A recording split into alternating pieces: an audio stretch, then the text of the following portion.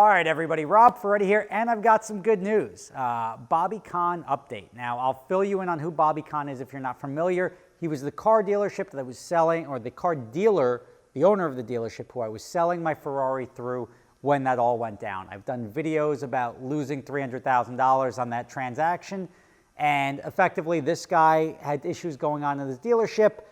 Fast forward, the dealership sort of collapses as the FBI and the police come in, but no charges have been pressed. The head of the dealership lawyers up, decides to get on an airplane, flies out of the country. 3 weeks later, they come, put charges on the guy, and he's nowhere to be found. And that's how he ended up on the FBI's most wanted list. The car that I had was a Ferrari 458. It was a, say, $220,000 car at the time. I was taking $205,000 for the sale. And through all of this, I had to give back every penny that I got paid through the dealership. I had to give up the Ferrari that we owned in cash, and I had to pay a lawyer over $100,000 to find out I am left holding the bag with absolutely nothing. And the reasoning behind that was because the guy on the other side of the equation was lying. And the cool thing about Bobby Kahn coming back is he's got all the evidence showing that that guy was lying. And the good part about that update is I'm talking to him right now on WhatsApp. So I don't know if you're following him, but he is on Instagram, and he's been documenting his journey as to how to try to surrender. He's in the United Arab Emirates, and he's trying to surrender to the U.S. authorities. He's walked to the embassy, tried to surrender. They ended up dumping him on the Interpol. They're like, well, we don't, like, they kept him for a couple hours, but like, we don't have anywhere to keep you. So they sent him to Interpol. Interpol's like, we don't want you. Sent him over to local authorities. Local authorities, they booked him, they processed him, they released him on bail, they contacted the U.S. and they said, you have 10 days now to claim him. He has surrendered to us, and you have 10 days in which to claim him, otherwise your claims through us to retrieve your FBI's most wanted criminal or accused criminal will no longer be valid, right? 10 days coming up on Sunday. He's heard absolutely nothing to this point, so he doesn't think that he's going to get pulled in. And it doesn't seem like that, because 10 days, he would have to be on a plane on Sunday. In the UAE, Friday and Saturday are the weekend, not Sunday. Here it's Saturday, Sunday. Over there it's Friday, Saturday. So they don't do anything on Friday, Saturday. Sunday is the last day they have to claim him. And the only thing the U.S. has done so far is they've blocked his passport. His family is now back in the U.S. He's trying to get back to the U.S., having surrendered to both the U.S. Embassy, Interpol, FBI. He'd surrender to a hot dog vendor if they're, I don't know if they do hot dogs in Dubai, but he would surrender to anybody. He's just trying to get back here so he can come, have his day in court, and whether clear his name, reduce the charges, address the charges. He's just trying to get this chapter of his life behind him. But the U.S. doesn't seem to really want him, which is sort of mind-boggling. So if you want to start a dealership and run away with money, if that's what happened here, by all means, just go to Dubai and they'll leave you alone and never come after you. But he's now allowed, after 10 days, Dubai said they'll issue him citizenship.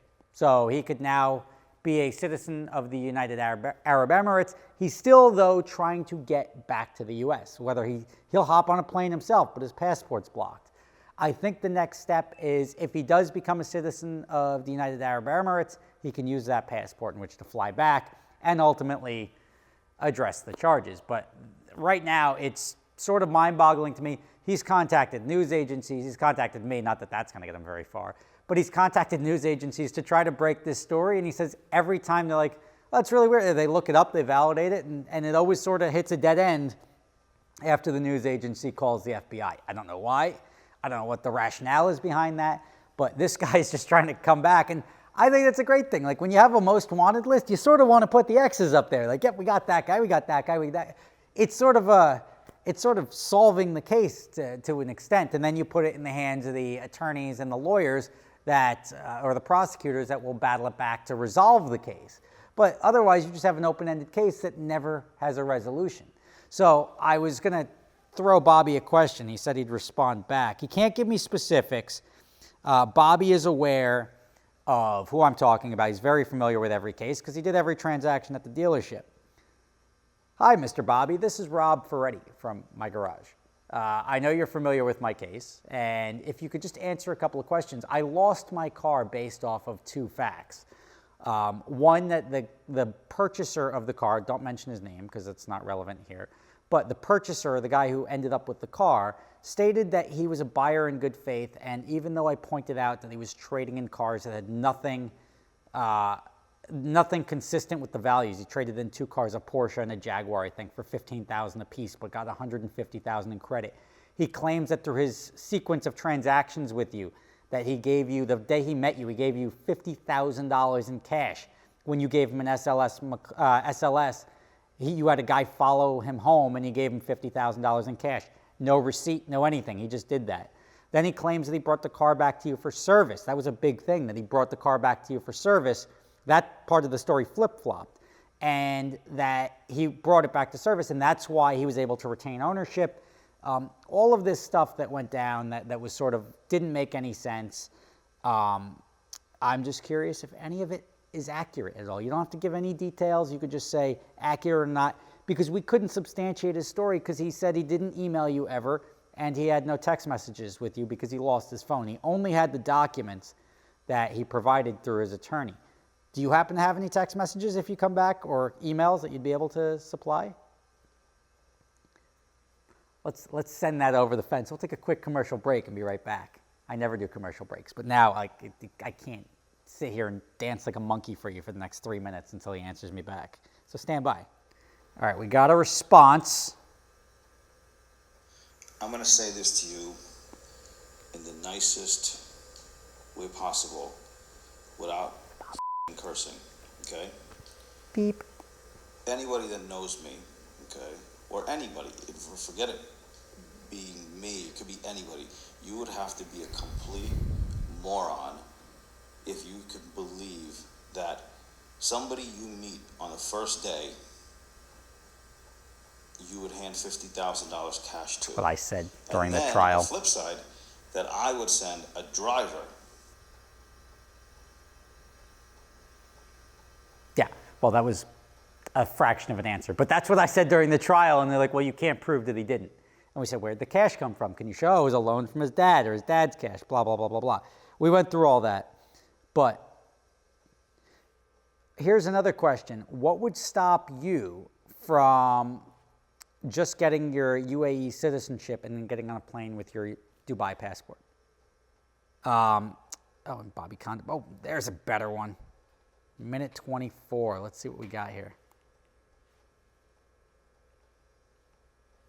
The fact that he even made a claim that I would actually send a driver to go pick up $50,000 in cash. First off, if somebody gave me 50 fucking grand in cash, I would remember it. Sorry for the cursing. And second, I would never send a driver to go pick up $50,000 in cash.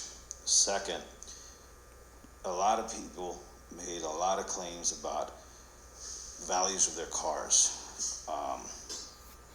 That either A, their cars were worth something, X amount, and that I didn't pay them, which were false. And a lot of the stuff is, if the prosecutors did their job and the FBI did their job, you'd have to do some simple homework. You just go into Manheim, you go to Kelly Blue Book, you go here and you fucking check up the values and say, you claim your car was worth this. Every time Bobby curses, take a drink. These cars with your mileage and your this and this and this was worth X, Y, Z.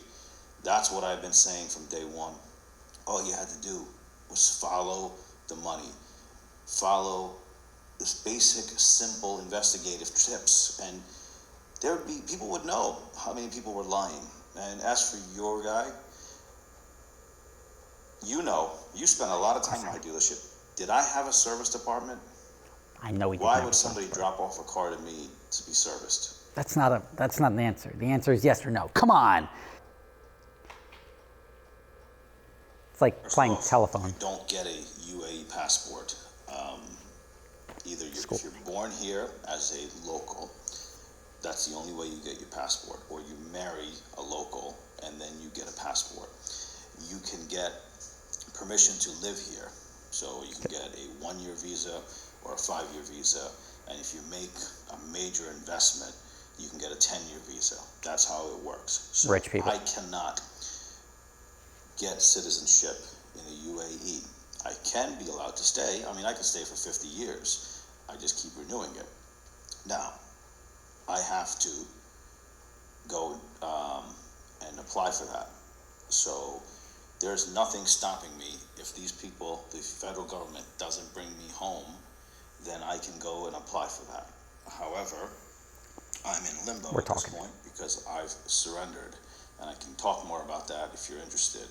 You know what? I'm not interested. So I'm not looking to shut him down or anything like that.